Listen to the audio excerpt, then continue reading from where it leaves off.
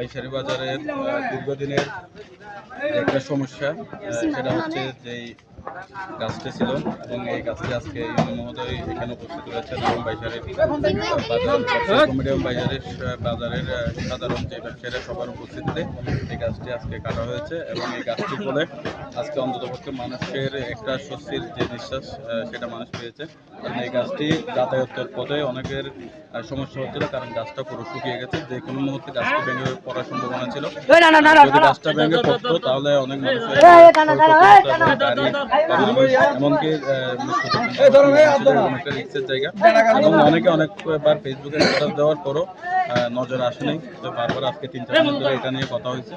তো সর্বশেষ আজকে ইউনো মহোদয় এখানে রয়েছেন, তার বাইশারি বাজারের সদস্য ব্যবসায়ীরা এখানে আছেন এবং বাজার আছে প্রশাসনের সবাই মিলে, তারপর পঞ্জীভূত সমিতির দায়িত্বশীলরা আছে এবং সবার সহযোগিতায় আজকে গাছটি কাটা হয়েছে এবং সবাই স্বতঃস্ফূর্তভাবে এই গাছটা দেখতেছে এবং একটা মানুষের মধ্যে একটা আনন্দ ব্যক্ত করা হচ্ছে।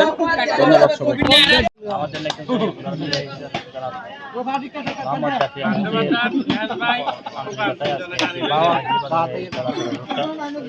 মানুষ একটা নিরাপদ ছিল। আমরা ইউনো মহোদয়কে আমরা ধন্যবাদ জানাচ্ছি।